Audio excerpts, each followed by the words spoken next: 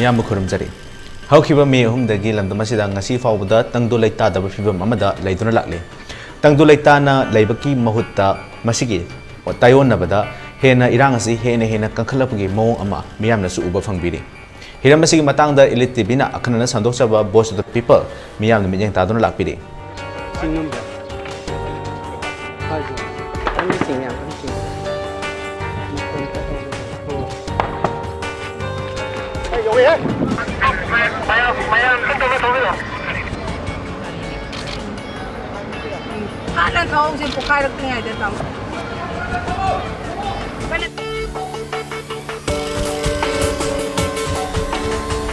Ngasisu Voice of the People gi kuntra taruk suba episode ta Hero Indian Super League Hyderabad FC da sanariba Manipur gi saknairaba adukumlaba konsam chinglen sanana matau karamna mahaki churajampurda leba mayum amadi turf mai chakiba amadi mahakna matau karamna lanjenarakhiba haibagi wari adu miyam punna mineng taminase.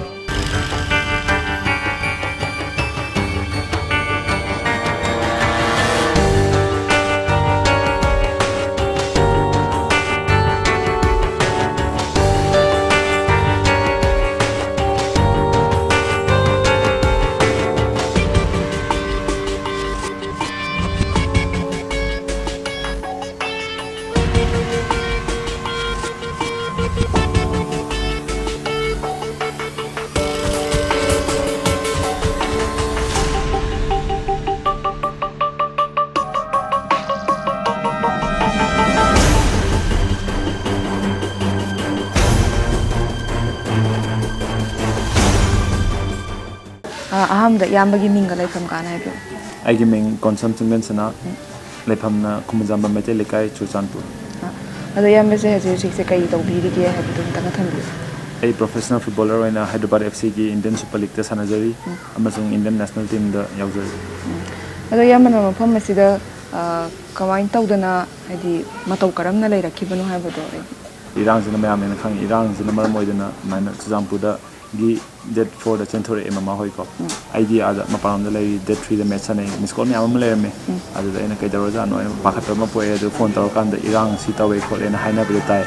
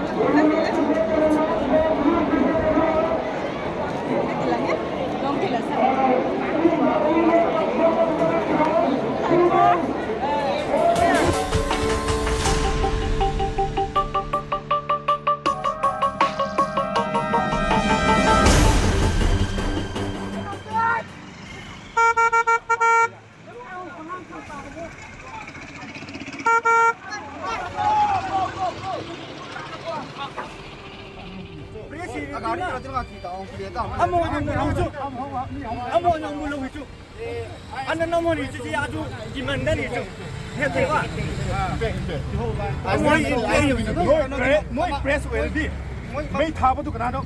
tụi không này khang để cả khơi lạc khang này nuôi mấy xa này làm này vậy cái cảm thấy phải cho này view vậy khơi lạc mấy xa này không đi thuê vào nuôi khang để khơi lạc của nuôi mình này đi bolero sit down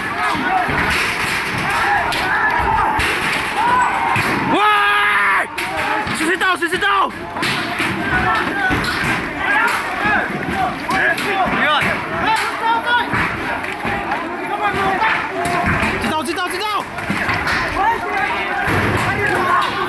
Why?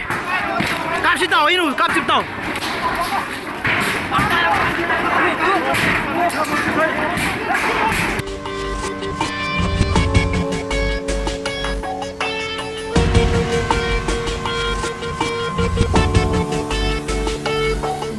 That 3 gi nungdang sida ai ball sanarubani ada Kerala da for Hyderabad AFC qualifiers match ama Mohun Bagan against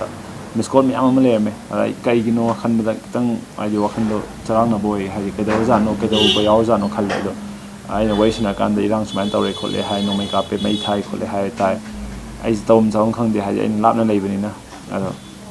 ꯃꯃꯥꯅ ꯐꯣꯟꯁꯦ ꯊꯝꯒꯦ ꯋꯥ ꯀꯟꯅ ꯉꯥꯡꯕ ꯌꯥꯗꯦ ꯃꯈꯣꯟ ꯇꯥꯒꯤꯅꯤ light ꯊꯣꯛꯈꯤꯅꯤꯅ ꯍꯥꯏ ꯑꯗꯣ ꯑꯩꯅ ꯏꯃꯥ ꯐꯣꯟꯗꯣ ꯄꯥꯏꯌꯣ ꯍꯣꯏ ꯂꯥꯏꯠꯄꯨꯗꯤ ꯊꯣꯛꯍꯟꯒꯅꯨ ꯑꯗꯨꯒ ꯐꯣꯟꯗꯣ ꯄꯥꯏꯔꯒ ꯂꯩꯌꯣ ꯑꯩ ꯍꯥꯏꯗꯤ ꯌꯥꯝꯅ ꯑꯩꯉꯣꯟꯗ ꯀꯤꯕ ꯄꯣꯛꯄꯗꯣ ꯑꯣꯏꯕ ꯍꯥꯏꯗꯤ ꯋꯥꯔꯤ ꯁꯥꯟꯅꯩꯁꯤꯅ ꯑꯔꯣꯏꯕ ꯋꯥꯔꯤ ꯑꯣꯏꯗꯣꯏꯔꯥ ꯀꯥꯏꯅ ꯍꯥꯏꯕ ꯋꯥꯈꯟꯗ ꯈꯟꯕꯗꯣ ꯍꯥꯏꯗꯤ ꯅꯣꯡꯃꯩꯁꯨ ꯀꯥꯞꯄꯦ ꯃꯩꯁꯨ ꯊꯥꯏ ꯍꯥꯏꯕꯗꯨꯗ ꯌꯨꯝꯗꯨꯗ ꯃꯃꯥ ꯍꯣꯏ ꯇꯨꯃꯤꯟꯅ ꯂꯣꯠꯂꯒ ꯂꯩꯌꯦꯕ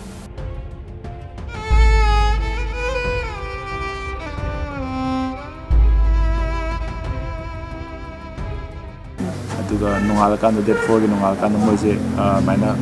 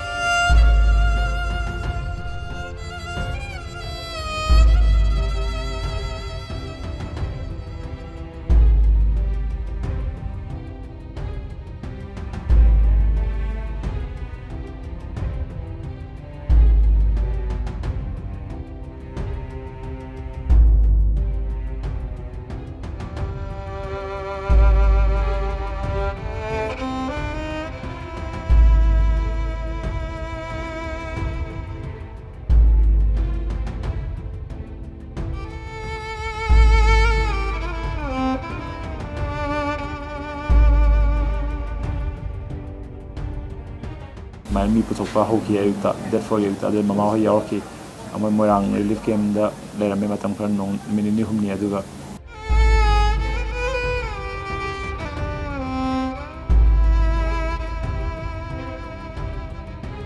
ꯌꯨꯝꯁꯨ ꯂꯣꯏꯅ ꯃꯩ ꯊꯥꯔꯦ ꯑꯗꯒꯤ ꯑꯩꯅ ꯁꯨꯝ ꯇꯥꯕꯗ ꯄꯣꯠ ꯆꯩꯁꯨ ꯂꯣꯏꯅ ꯄꯨꯊꯣꯛꯑꯦ ꯂꯧꯈ꯭ꯔꯦ ꯈꯣꯠꯈ꯭ꯔꯦ ꯂꯣꯏꯅ ꯂꯧꯊꯣꯛꯑꯦ ꯑꯗꯨꯒ ꯌꯨꯝꯁꯨ ꯂꯣꯏꯅ ꯃꯩ ꯊꯥꯗꯣꯛꯑꯦ ꯂꯣꯏꯅ ꯊꯨꯒꯥꯏ ꯈꯣꯠꯂꯦ ꯍꯥꯏꯕ ꯄꯥꯎ ꯐꯪꯉꯦ ꯑꯗꯨꯒ ꯑꯩꯒꯤ ꯒ꯭ꯔꯥꯎꯟ ꯐꯨꯠꯕꯣꯜ ꯒ꯭ꯔꯥꯎꯟ ꯑꯩꯅ ꯁꯥꯕꯗꯨꯁꯨ ꯑꯗꯨꯃꯥꯏꯅ ꯗꯤꯁꯇ꯭ꯔꯣꯏ ꯇꯧꯔꯒ ꯃꯩ ꯊꯥꯔꯒ ꯂꯣꯏꯅ ꯃꯥꯡ ꯇꯨꯝꯍꯟꯈ꯭ꯔꯦ ꯍꯥꯏꯇꯥꯔꯦꯀꯣ ꯑꯗꯨꯃꯥꯏꯅ ꯑꯣꯏꯌꯦꯅ ꯈꯜꯂꯦ ꯑꯗꯨꯃꯥꯏꯅ ꯄꯥꯎꯁꯦ ꯑꯗꯨꯃꯥꯏꯅ ꯐꯪꯉꯦ ꯑꯗꯨꯕꯨ ꯑꯩꯅ ꯎꯕ ꯚꯤꯖꯨꯋꯦꯜ ꯈꯔꯗꯁꯨ ꯑꯩꯉꯣꯟꯗ ꯂꯩ ꯐꯣꯇꯣꯒꯨꯝꯕ ꯚꯤꯗꯤꯑꯣꯒꯨꯝꯕ ꯊꯥꯕꯤꯔꯛꯄ ꯑꯩꯒ ꯍꯥꯟꯅ ꯂꯣꯏꯅꯔꯝꯕ ꯃꯤꯁꯤꯡꯀꯣ ꯃꯣꯏꯅ ꯊꯥꯕꯤꯔꯛꯄꯗ ꯎꯕ ꯐꯪꯉꯦ ꯑꯗꯣ ꯍꯧꯖꯤꯛꯀꯤ ꯆꯤꯡꯂꯦꯟ ꯁꯅꯥꯒꯤ ꯇꯔꯐꯀꯨꯝꯕ ꯁꯥꯈꯤꯕꯁꯦ ꯀꯔꯝꯕ ꯆꯍꯤꯗ ꯁꯥꯈꯤꯕꯅꯣ ꯑꯗꯨꯗꯒꯤ ꯀꯃꯥꯏꯅ ꯇꯧꯔꯒ ꯀꯩꯀꯩ ꯑꯦꯐꯔꯠ ꯁꯨꯝ ꯄꯤꯕꯤꯈꯤꯕꯗꯣ ꯑꯗꯨꯒꯤ ꯃꯇꯥꯡꯗ ꯍꯥꯏꯐꯦꯠꯇꯪ ꯍꯥꯏꯕꯤꯌꯨ 2018ꯗꯒꯤ ꯁꯥꯈꯤꯕꯅꯤ ꯑꯩꯅ ꯁꯥꯒꯦ ꯈꯟꯈꯤꯕꯁꯨ 2016ꯗꯒꯤ ꯈꯜꯂꯦ ꯄ꯭ꯂꯥꯅꯤꯡ ꯇꯧꯕ ꯈꯣꯠꯄ ꯂꯝ ꯂꯩꯕ ꯈꯣꯠꯄꯗ 2018ꯗꯒꯤ ꯁꯥꯕ ꯍꯧꯔꯒ 19ꯗ ꯀꯝꯄ꯭ꯂꯤꯠ ꯇꯧꯔꯒ ꯔꯟ ꯇꯧꯕ ꯇꯔꯐꯅꯦ ꯑꯗꯣ ꯑꯩꯅ ꯁꯥꯈꯤꯕꯁꯦ ꯑꯇꯩ ꯅꯠꯇꯦ ꯇꯔꯐꯁꯤꯗ ꯍꯥꯏꯗꯤ ꯑꯩꯈꯣꯏꯒꯤ ꯆꯤꯡꯃꯤ ꯇꯝꯃꯤ ꯃꯌꯥꯝ ꯀꯣ ꯂꯩꯔꯤꯕ ꯃꯌꯥꯝ ꯇꯦꯂꯦꯟꯇꯦꯠ ꯑꯣꯏꯕ ꯑꯗꯒꯤ ꯑꯦꯐꯣꯔꯠ ꯇꯧꯕ ꯉꯝꯖꯗꯕ ꯍꯥꯏꯇꯥꯔꯦ ꯃꯌꯥꯝ ꯑꯃ ꯂꯩ ꯑꯗꯣ ꯐꯨꯠꯕꯣꯜ ꯁ꯭ꯀꯨꯜ ꯑꯃ ꯇꯧꯔꯒ ꯑꯦꯀꯥꯗꯃꯤ ꯑꯃ ꯇꯧꯔꯒ ꯃꯣꯏ ꯃꯌꯥꯝꯒꯤ ꯄ꯭ꯂꯦꯠꯐꯣꯝ ꯑꯃ ꯄꯤꯕ ꯍꯥꯏꯗꯤ ꯑꯩꯅ ꯈꯪꯉꯦꯕ ꯑꯩꯅ ꯄ꯭ꯂꯦꯌꯔ ꯑꯃ ꯑꯣꯏꯕꯅꯤꯅ ꯏꯃꯨꯡ ꯑꯃꯗ ꯐꯨꯠꯕꯣꯂꯔ ꯑꯃ ꯂꯩꯈ꯭ꯔꯒꯗꯤ ꯃꯥꯅ ISL ꯁꯥꯟꯅꯈ꯭ꯔꯒꯗꯤ ꯏꯟꯗꯤꯌꯥ ꯁꯥꯟꯅꯈ꯭ꯔꯒꯗꯤ ꯌꯨꯝꯗꯨ ꯀꯌꯥꯝ ꯅꯨꯡꯉꯥꯏꯕ ꯑꯃ ꯑꯣꯏꯒꯅꯤ ꯑꯗꯒꯤ ꯃꯥꯒꯤ ꯏꯃꯥ ꯕꯕꯥ ꯃꯆꯤꯟ ꯃꯅꯥꯎ ꯃꯌꯥꯝꯒꯤ ꯐꯅ ꯂꯥꯏꯔꯕ ꯏꯃꯨꯡꯁꯨ ꯅꯨꯡꯉꯥꯏꯍꯟꯕ ꯑꯗꯨꯝ ꯉꯝꯃꯦꯕ ꯐꯨꯠꯕꯣꯜꯁꯤꯅꯀꯣ ꯐꯖꯅ ꯁꯥꯟꯅꯈ꯭ꯔꯒꯗꯤ ꯂꯦꯚꯦꯜꯗꯣ ꯋꯥꯡꯅ ꯁꯥꯟꯅꯈ꯭ꯔꯒꯗꯤ ꯑꯗꯨꯅ ꯇꯦꯂꯦꯟꯇꯦꯠꯇꯤ ꯑꯣꯏꯕ ꯗꯤꯁꯤꯄ꯭ꯂꯤꯟ ꯈꯔ ꯋꯥꯠꯄ ꯑꯗꯒꯤ ꯑꯗꯨꯝꯕ ꯃꯌꯥꯝꯗꯣ ꯑꯩꯅ ꯐꯖꯅ ꯒꯥꯏꯗ ꯄꯤꯔꯒ ꯑꯗꯨꯃꯥꯏꯅ ꯇꯧꯒꯦ ꯈꯜꯂꯒ ꯁꯥꯈꯤꯕ ꯃꯪꯂꯥꯟꯗ ꯁꯥꯈꯤꯕ ꯐꯨꯠꯕꯣꯜ ꯇꯔꯐꯅꯤ ꯑꯗꯨꯒ ꯃꯣꯏꯕꯨ ꯁꯞꯄꯣꯔꯠ ꯇꯧꯒꯦ ꯈꯜꯂꯒꯀꯣ ꯍꯥꯏꯗꯤ ꯆꯤꯡꯃꯤ ꯇꯝꯃꯤ ꯑꯩ ꯍꯥꯏꯁꯦ ꯏꯔꯥꯡꯁꯤꯅ ꯍꯥꯏꯕ ꯅꯠꯆꯗꯦ ꯑꯩ ꯍꯥꯟꯅꯗꯒꯤ ꯂꯩꯖꯩ ꯑꯩꯒꯤ ꯄ꯭ꯂꯥꯟ ꯑꯩ ꯇ꯭ꯔꯥꯏꯕꯦꯜ ꯃꯆꯥ ꯑꯩꯒꯤ ꯂꯣꯏꯅꯔꯛꯄ ꯃꯌꯥꯝ ꯑꯃꯁꯨ ꯈꯪꯉꯝꯅꯤ ꯑꯩ ꯃꯣꯏꯒ ꯂꯣꯏꯅꯔꯛꯄ ꯇꯤꯟꯅꯔꯛꯄꯗ ꯑꯗꯨꯝ ꯐꯖꯅ ꯄ꯭ꯔꯦꯛꯇꯤꯁ ꯇꯧꯃꯤꯟꯅꯔꯛꯏ ꯐꯖꯅ ꯑꯗꯨꯝ ꯀꯩꯅꯣ ꯇꯧꯃꯤꯟꯅꯔꯛꯏꯀꯣ ꯃꯣꯏꯅꯁꯨ ꯌꯥꯝ ꯅꯨꯡꯁꯤ ꯑꯩꯉꯣꯟꯗ ꯍꯥꯏꯗꯤ ꯑꯩꯅ ꯏꯟꯗꯤꯌా ꯄ꯭ꯂꯦꯌꯔ ꯑꯃ ISL ꯄ꯭ꯂꯦꯌꯔ ꯑꯃ ꯆꯨꯔꯆꯥꯟꯄꯨꯔꯗꯒꯤ ꯏꯊꯟꯗ ꯑꯣꯏꯕꯅꯤ나 ꯃꯣꯏꯅꯁꯨ ꯌꯥꯝ ꯔꯦꯁꯄꯦꯛ ꯇꯧꯅ ꯑꯩꯉꯣꯟꯗ ꯀꯩꯅꯣ ꯇꯧꯏ ꯑꯗꯣ ꯑꯩꯅꯁꯨ ꯃꯣꯏꯕꯨ ꯌꯥꯝ ꯅꯨꯡꯁꯤꯅ ꯍꯥꯏꯗꯤ ꯃꯣꯏꯕꯨ ꯁꯥꯟꯅꯍꯟꯅꯤꯡꯉꯤ ꯃꯣꯏꯕꯨ ꯄ꯭ꯔꯣꯐꯦꯁꯅꯦꯜ ꯄ꯭ꯂꯦꯌꯔ ꯑꯃ ꯑꯣꯏꯍꯟꯅꯤꯡꯉꯤ ꯑꯗꯣ ꯃꯥꯅꯦ ꯑꯗꯨꯃꯥꯏꯅ ꯅꯨꯡꯁꯤꯅ ꯂꯩꯔꯝꯕ ꯔꯤꯂꯦꯁꯟꯁꯤꯞꯅꯤ ꯑꯗꯣ ꯏꯔꯥꯡꯁꯤꯅ ꯀꯩꯅꯣ ꯇꯧꯈ꯭ꯔꯦ ꯑꯗꯣ ꯇꯔꯐꯇꯨꯗꯗꯤ ꯁꯥꯟꯅꯕꯗꯤ ꯍꯧꯔꯝꯃꯕ꯭ꯔꯥ ꯃꯤ ꯀꯌꯥꯝ ꯍꯧꯔꯦ ꯆꯍꯤ 2.5-3 ꯔꯟ ꯇꯧꯔꯕ ꯇꯔꯐꯅꯤ ꯑꯗꯣ ꯌꯥ ꯏꯁꯥꯃꯛꯁꯨ ꯆꯠꯂꯒ ꯀꯣꯆ ꯑꯣꯏꯅ ꯑꯗꯨꯝ ꯇꯝꯕꯤꯕ ꯈꯣꯠꯄꯤꯕꯗꯤ Yes, ꯌꯥꯎꯈꯤꯕ꯭ꯔꯥ I train with a lot of kids Churanpurdagi angang moi tribal macha myam amasu maitai macha myam amasu adum practice tawminai adum sanaminai adagi ahe hita takminai ko moi zum lawi takpa khopa admaina hawrabani ko aduga football school hangge tawbase aina kano gym ga swimming pool ga hapke na jukana saba hawribane ba adu hawri almost gym di loisalabani equipment hap tawda ngamne finishing tawra equipment hap tawda ngamne swimming pool dugi mo hawdi tawramani aduga irang ismain tawrpadagi adugi manglando hojik hol tawga leina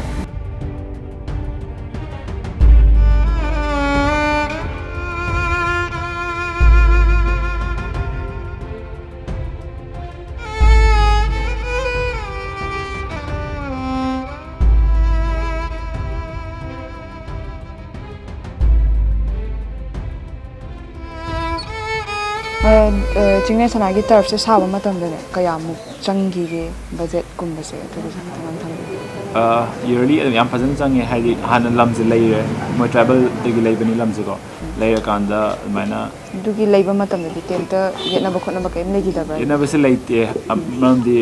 khunjigi ning thawna yamna phana mating pangki haidi khunjibu chawkhatna ba amajung football gi damda tawbani na aina haidi football school lama hanga football taf ta hanga mayam da kana boloina pige dawni na phai khole khar manju am support tawbi na piraki aduga ground sarga tawkhibani hoi budget kha change adum 2.53 around amai change hajik equipment haji sari ma happy pasa tapte talako pasa je adum thadari ba tapsi da shana tanjaraga tawjabane hoi adagi aina adagi sana ba professional as a player ai phang thadaraga tapsi da phadana saraga ingsa haido as an academy I want it to be up to the standard ko aduna ngasagi swimming pool gym spa hot and cold ice bath therapy adum mayam do hapaga phadana football academy ma da leiba the some project yam loin phadana su na thaming bani aduna ai around 2.5 around 3 adugi mark ta chap chabdi ai figure de ai khamjade adugo admai mi changam ni na khale yo magi matam sa kaya amuk kyam naga changi saba matam da it's still an ongoing project insagi loi project sai lotion driva swimming pool wali bani gym finishing taw do ngai bani ground bi run taw bani phadana ko dum compound bi phadana khajal le ko chale dum lamji chawe ba ko aduna adum ongoing project ne adu ongoing project sida in around 2.5 to 3 and high chap chap the fixed amount di khang de adu me adum that changam mani na khal adu isagi medal phangjar kiba medal myam da adu yum do kai ba tu kai ba nang jikana puthok pali nang di hobra adagi isagi kai kai phanga kiba trophy gumba leidana adugum je loimna mak puthok kiba nang hobra amta nang hodre moina setliba physical do kitang ne ba sela tholo khrize kai imta prok pana te imta loina le hawra bani ba sana wana tanjara pudi kitang ni nungai tabadi phauram ni how because some things you can't buy as I said aina sana ba ngasi pho achievement phang pa myam aigi medal aigi mementos and everything that I've ever earned through football special jerseys like the national team jerseys, Sunil Chetri by jersey, JJ by jersey, legends who have retired, JJ by retired out of Nico, Mana Piramba jersey though, I on the Pirambani the Anas by some jersey exchange over the jersey the wording was na Eva Kotpa the every season has a different story as a footballer got. Adumayamgi memories, Adumayam Canada, Amuhan Paya or Dabani, Adu, Iran the Yarga Luina, Mankre, Luina Lutau Kreko. I'm the late train on the Adabu. I medal handakta try nation Manipur tawkiba first history ni ko Manipur da try kano nation tawraga tournament national team India team lak pase aduda ngami medal du nauna kano da half 3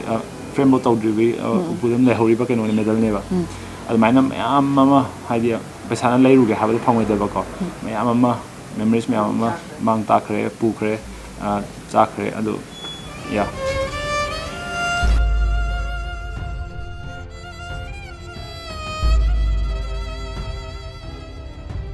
Azik se mapan lamda tournament kumba kaurakpagi kanodi leibibra di irang manung sida chatkadabo oiba taragadi isada kari step lokhatpigani adu tham aise full prepare tor leibani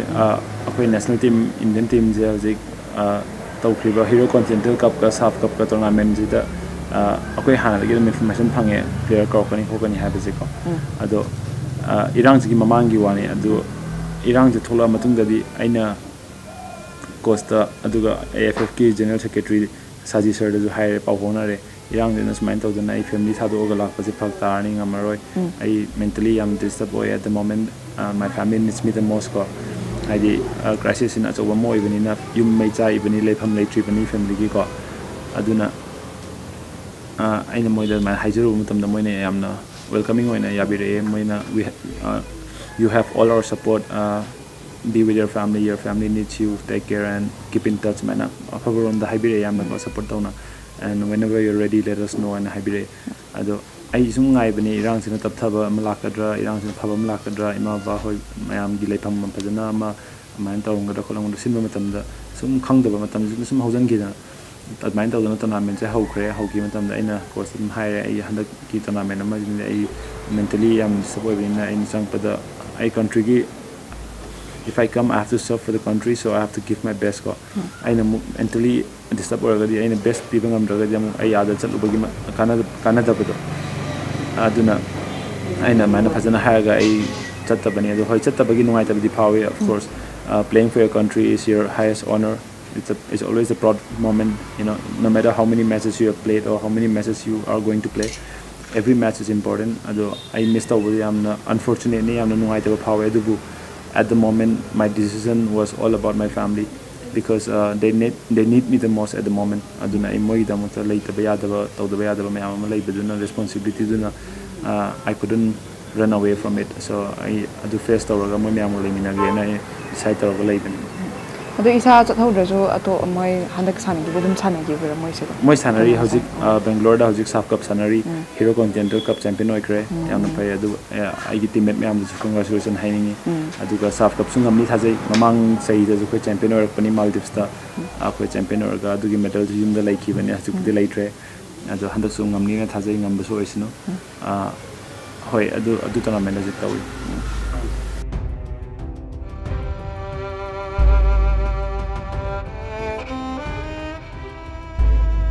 ꯍꯧꯖꯤꯛ ꯑꯩꯅ ꯂꯩꯔꯤꯁꯦ ꯈꯥ ꯄꯣꯠꯁꯪꯕꯝ ꯑꯩꯒꯤ ꯏꯃꯥꯟꯅꯕ ꯔꯟꯖꯟ ꯕꯣꯜ ꯁꯥꯟꯅꯃꯤꯟꯅꯕꯅꯤ, ꯌꯥꯝ ꯂꯨꯅ ꯇꯤꯟꯅꯕ ꯏꯃꯥꯟꯅꯕꯅꯤ. ꯃꯥꯅ ꯃꯌꯨꯝ ꯅꯧꯅ ꯑꯃ ꯁꯥꯔꯦ, ꯑꯗꯨꯅ ꯍꯥꯟꯅꯒꯤ ꯃꯣꯏ ꯂꯩꯐꯝꯁꯤꯗ ꯑꯩꯈꯣꯏ ꯌꯨꯝ ꯐꯖꯅ ꯂꯩꯔꯤ. ꯃꯥꯅ ꯐꯖꯅ ꯑꯩꯈꯣꯏ ꯇꯦꯛ ꯀꯦꯌꯔ ꯇꯧꯔꯒ ꯐꯖꯅ ꯃꯐꯝ ꯆꯥꯅ ꯂꯩꯔꯤ ꯍꯧꯖꯤꯛꯀꯤ ꯑꯣꯏꯅ. ꯑꯗꯣ ꯁꯣꯂꯨꯁꯟꯕꯨꯗꯤ ꯍꯣꯏ ꯑꯩ ꯌꯨꯝ ꯍꯥꯟꯅ ꯃꯣꯏꯔꯥꯡꯗ ꯑꯃ ꯁꯥꯒꯦꯅ ꯍꯧꯖꯤꯛ ꯀꯟꯅ ꯇꯧꯔꯤ. That is a big question mark. ꯍꯥꯏꯗꯤ ꯉꯁꯥꯏꯒꯤ question mark ꯑꯆꯧꯕ ꯑꯃ ꯑꯣꯏꯔꯦ ꯑꯩꯈꯣꯏꯒꯤ ꯃꯌꯥꯝꯒꯤ ꯋꯥꯈꯜꯂꯣꯟꯗ. ꯍꯥꯏꯗꯤ ꯑꯩ ꯈꯤꯇꯒꯤ ꯅꯠꯇꯦ ꯃꯌꯥꯝ, ꯑꯗꯨꯕꯨ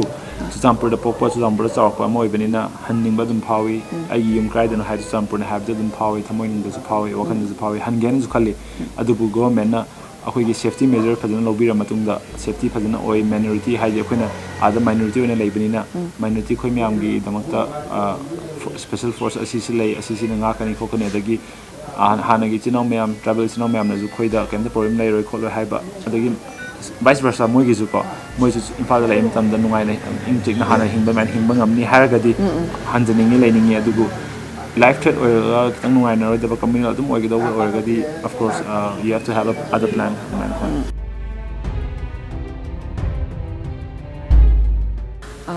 ꯂꯩꯉꯥꯛꯇꯀꯣ ꯀꯔꯤ ꯍꯥꯏꯅꯤꯡꯕ ꯂꯩꯒꯦ ꯏꯁꯥꯒꯤ ꯃꯣꯠꯇ ꯑꯗꯨ ꯈꯤꯇꯪ ꯊꯝꯕꯤꯌꯨ. As a civilian, ꯑꯩꯈꯣꯏꯒꯤ ꯃꯌꯥꯝꯅ ꯄꯥꯝꯕꯗꯤ peace restore ꯇꯧꯕ, ꯑꯗꯨꯒ ꯑꯃꯨꯛ leads to normal life, normal and peaceful life. We can coexist again together. ꯍꯥꯏꯗꯤ ꯑꯩꯈꯣꯏ ꯃꯌꯥꯝ ꯑꯃ ꯍꯤꯡꯃꯤꯟꯅꯔ ꯂꯥꯛꯏꯅꯤꯀꯣ.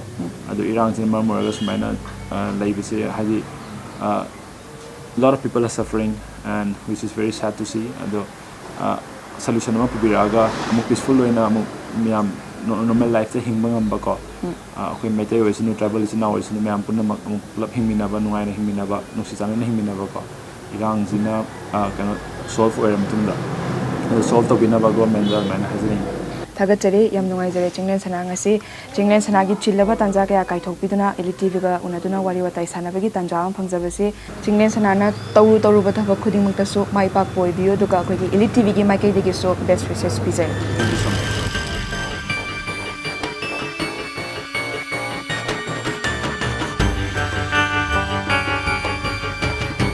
ꯀꯣꯟꯁꯝ ꯆꯤꯡꯂꯦꯟ ꯁꯅꯥꯒ ꯎꯅꯖꯔꯨꯔꯒ ꯃꯍꯥꯛꯅ ꯐꯣꯡꯗꯣꯔꯛꯈꯤꯕ ꯋꯥꯐꯝ ꯃꯤꯌꯥꯝ ꯄꯨꯟꯅ ꯇꯥꯕꯤꯈ꯭ꯔꯕꯒꯤ ꯃꯇꯨꯡꯗ ꯃꯇꯥꯡ ꯑꯁꯤꯗ ꯚꯣꯏꯁ ꯑꯣꯐ ꯗ ꯄꯤꯄꯜꯒꯤ 63 ꯁꯨꯕ ꯑꯦꯄꯤꯁꯣꯗ ꯃꯇꯥꯡ ꯑꯁꯤꯗ ꯂꯣꯏꯁꯤꯟꯖꯔꯦ. ꯆꯦꯅꯦꯜꯁꯤꯃꯛꯇꯗ ꯄꯨꯡꯐꯝꯁꯤꯃꯛꯇꯗ